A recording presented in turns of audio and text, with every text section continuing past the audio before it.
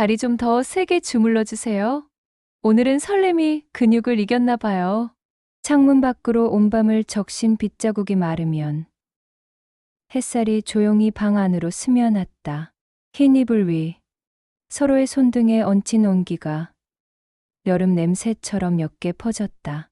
전날 밤의 떨림은 소란스럽지 않았고 대신 오래 묵힌 그리움이 천천히 해체되는 소리만 남았다. 그녀는 생각했다. 그날 나는 늙어가는 법이 아니라 사랑하는 법을 다시 배웠구나. 말 대신 웃음이 찍혔다. 그리고 이야기는 그녀가 처음 2호선에 몸을 싣던 그 계절로 돌아간다. 아침 9시 정화는 늘 타던 역의 에스컬레이터를 천천히 올랐다. 의사는 말했다. 가만히 있으면 더 아파집니다. 움직이세요. 연금은 빠듯했고 허리와 무릎은 시간 앞에서 예의 없이 떨었다. 그래도 움직였다. 움직임은 아픔의 반대말이니까. 지하철 문이 닫히고 차창에 스치는 풍경이 계절을 바꿔치기 했다. 봄비, 여름빛, 가을 단풍, 겨울 눈발, 도시락 김밥의 김향이 코끝에서 사라질 즈음. 같은 칸 같은 자리의 사내가 눈에 익었다. 흰머리 듬성듬성, 다림질 자국이 선명한 셔츠, 안경 너머의 눈빛은 어디선지 조금 비어 있었다. 서로의 시선이 몇 번쯤 부딪혔을 때 가장 먼저 인사한 것은 고개였다. 말 대신 아주 작은 끄덕임, 이름 없이도 안부가 되는 방식. 그러나 없음은 곧 있음이 된다. 그가 보이지 않는 날이면 의자 등받이가 휑해졌고 유리창의 거리도 멀어 보였다. 겨울, 열차가 뜻밖의 장시간 정차를 하던 날, 차 안의 공기가 차갑게 내려앉았을 때 그가 조심스레 다가와 보온병 뚜껑을 내밀었다. 생강차 한잔 하실래요? 목을 타고 내려간 뜨거움이 손끝에서 심장으로 되돌아왔다. 이름이 장혜준입니다. 도봉 쪽에서 삽니다. 저는 이정화예요. 겨우 두 줄의 자기소개가 겨울을 지나 봄으로 넘어가는 장면 전환이 되었다. 그날 이후 두른 같은 시간 같은 칸에 자연이 나란히 앉았다. 정거장은 사라졌고 이야기가 생겼다. 날씨의 안부, 창밖의 옅은 노을, 복지관, 김장 봉사에서의 소동, 혼자 먹는 밥의 무의미. 혜주는 말했다. 혼자면 그릇이 줄어요. 밥상이 아니라 영양 섭취가 되죠. 정화는 웃었다. 맞아요. 라면 한 봉지면 하루가 갑니다. 웃음은 가볍지만 공감은 무거운 것을 가볍게 만든다. 봄이 올 무렵 혜주는 도시락 가방을 들었다. 청량리에서 내려 벚꽃길의 벤치에 앉아 김밥과 유부초밥, 달걀말이를 꺼냈다. 투박했으나 정성의 무늬가 반듯했다. 혼자 살다 보니 배웠습니다. 그가 쑥스레 웃었다. 설탕 간 살짝 들어간 달걀의 달콤함처럼 둘 사이의 간도 맞아 들어가기 시작했다. 바람이 벚꽃잎을 날려보냈다. 떠난 자리에 비어있던 것은 생각보다 빨리 다른 빛으로 채워졌다. 장마의 전날, 우산이 없던 정화 머리 위로 검은 우산 하나가 슬며시 내려왔다. 같이 가요. 어깨가 스쳤다 떨어졌다. 어색함은 보호장구처럼 든든했고 미소는 장식품처럼 가벼웠다. 역을 나서다 동네 분식집의 김분자와 딱 마주쳤다. 아이고, 정화 씨, 누구랑 데이트? 웃음은 크고 호기심은 더 컸다. 혜준이 침착하게 인사했다. 지하철 친구 장혜준입니다. 방향이 같아서요. 친구라 그럼 그렇지. 그래도 노인네들 짝이 생기면 오래 산다던데. 서로 의지도 되고. 분자의 말은 아기가 없었다. 그러나 소문은 늘 아기가 없어도 강약을 가진다. 정화는 황급히 자리를 떴다. 우산 아래서 둘은 잠시 말이 없었다. 빗소리가 말을 대신했다. 부담스러우시면 혜준의 말 끝에 정화가 먼저 흔들었다. 아니에요. 오랜만이라 어색했을 뿐이에요. 소문은 소문이죠. 카페, 창가, 김이 오르는 찻잔 사이로 혜준이 조심스레 꺼냈다. 사실 우연은 아니었어요. 복지관에서 뵌 적이 있어요. 김장하시던 모습이 참 좋았습니다. 정화는 자신이 모르는 장면에서 누군가가 오래 자신을 기억하고 있었다는 사실에 묘하게 가슴이 간질거렸다. 왜 하필 저였어요? 가면이 없으셨어요. 힘들면 힘들다고 하고 웃을 땐 제대로 웃고 그런 사람이 좋아졌습니다. 그 고백은 젊은 날의 번개가 아니었다. 오랜 시간 젖어 있던 장작이 천천히 마르며 붙는 불꽃 같았다. 타는 속도는 느렸지만 꺼지지 않는 종류의 불. 창밖에 빗방울이 점처럼 맺혔다가 길이 되었다. 두 사람도 점에서 선으로 이어지고 있었다. 혜준의 집은 남향이었다. 낡았지만 햇살은 넉넉했고 책장은 촘촘했다. 정화는 북향의 자기 집을 떠올리며 말했다. 여기 빛 좋네요. 자주 오세요. 빛은 나눌수록 더 밝아집니다.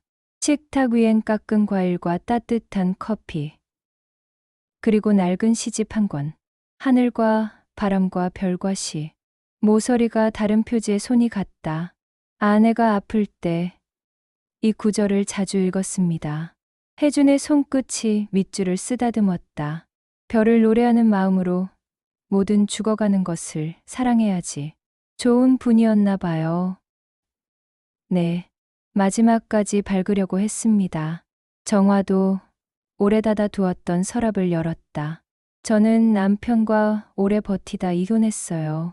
말이 주먹이 되고 주먹이 습관이 되던 시절. 혜준의 눈빛이 깊어졌다. 그만두는 데에도 큰 용기가 듭니다. 잘하셨어요. 그 말은 세상의 평판과 반대편에 앉은 단 한 사람의 증언이었다. 그 한 문장이 오래된 상처의 봉합선 위에 따뜻한 파스를 붙였다. 봄이 여름을 향해 기울자 둘은 공원으로 자주 나갔다. 혜주는 접이식 의자와 돗자리, 얼음이 잔뜩 든 보랭 가방을 늘 준비했다. 정화는 장을 보고 반찬을 만들었고 혜주는 설거지로 장단을 맞췄다. 도봉산의 그늘, 계곡물 소리에 맞춰 수박이 반으로 쩍 갈라졌다. 달걀을 올려보고 돌려보면 속이 꽉 찼는지 알 수 있답니다. 혜준의 소년 같은 표정에 정화가 웃었다. 선생님 맞네요. 설명이 정확해요. 달콤한 과즙이 입안을 채웠다. 정화는 생각했다. 행복은 큰 이벤트가 아니라 수박 한 입의 계절감 같은 것. 바람이 잎을 흔들었다. 그림자가 지도를 바꾸듯 두 사람의 일상도 조금씩 지도를 새로 그리고 있었다. 어느 해질녘 한강공원 벤치, 붉은 노을이 강물에 흘러내렸다. 혜준이 말했다. 우리 같이 사는 건 어떨까요? 정화의 눈썹이 아주 조금 떨렸다. 같이 산다는 말엔 설렘과 무게가 같은 비율로 담긴다. 결혼까지요? 형식보다 내용을요. 다만 저는 진심입니다. 정화는 시간을 청했다. 익숙한 고독과 작별하는 데에도 예의가 필요했다. 일주일 뒤 같은 자리에서 정화가 고개를 끄덕였다.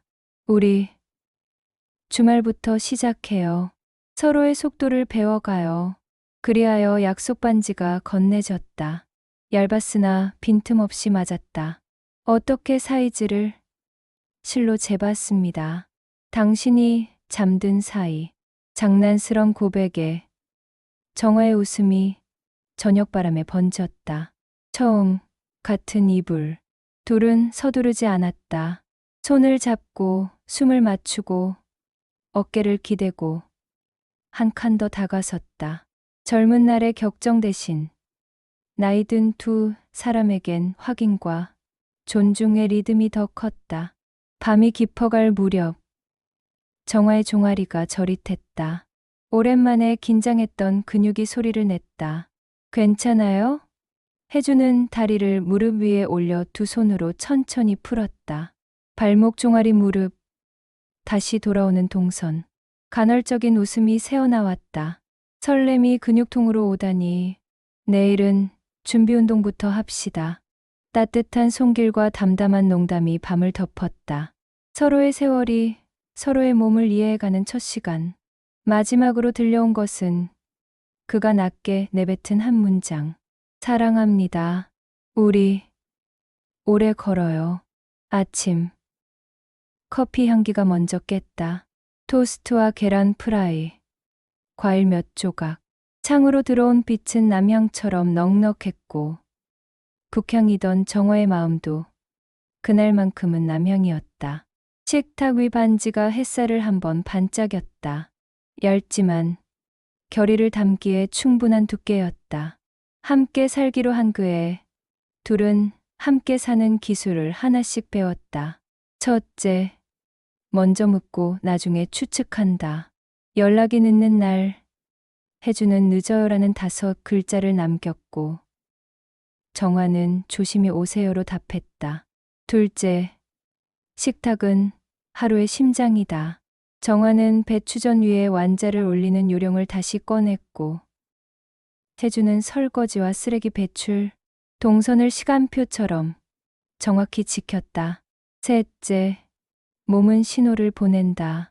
무릎이 뻐근한 날엔 2호선 전체가 아니라 두 정거장만 채운 뒤 공원 벤치에서 시집을 소리내어 읽었다. 넷째, 시선은 바람이다.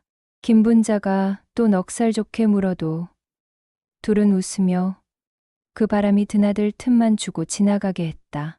바람을 막지 않고 날리지도 않고 정화의 딸들은 화면 속에서 놀랐다가 금세 웃었다.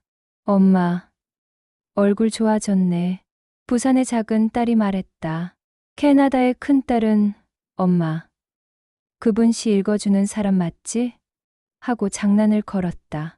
가끔 해주는 복지관 도서 정리를 다시 나갔다. 정화는 김장날이면 노란 장갑을 끼고 배추를 절였다. 새로운 삶은 낯선 곳에서 오지 않았다. 오래 하던 일을 함께하는 방식으로 바뀌었을 뿐. 겨울이 오기 전 둘은 가장 중요한 규칙을 추가했다. 우리는 늦었지만 그래서 서두르지 않는다. 나이 든 사랑의 장점은 속도가 아니라 방향을 잘 고르는 일이라는 걸 알았기 때문이다. 첫눈이 내리던 밤, 촛불은 켜지지 않았다. 대신 스탠드 불빛 아래 둘은 조용히 차를 마셨다. 정화는 생각했다. 사랑은 우리에게 기적처럼 오지 않았고 기술처럼 배워졌다. 그래서 더 오래 갈 것이다. 창밖에 눈발이 잦아들자 차잔의 김은 아직 남아 있었다. 차갑고 따뜻한 것 사이엔 늘 함께라는 온도가 있었다. 사람들은 여전히 물었다. 66의 첫날 밤 어땠냐고요? 정화는 웃으며 말했다. 다리가 저려서 한참을 주물렀죠. 그런데요. 그게 참 좋았습니다. 설렘이 몸을 기억하게 만든 거니까요. 사랑은 때로 몸으로 도착하고 몸은 마음의 가장 솔직한 번역가였다. 2호선은 오늘도 같은 선로를 돈다. 그러나 같은 곳을 돌면서도 어제와 오늘은 같지 않다. 생강차의 김, 도시락에 간, 우산 아래 좁은 거리, 얇은 반지의 빛, 그리고 부드럽게 눌러주던 손. 정화는 안다. 늦게 배운 사랑은 쉽게 잊히지 않는다는 것을. 늦게 배운 기술은 오래 가르친다는 것을. 그래서 그녀는 매일 아침 묻는다. 오늘도 같이 걸을까요?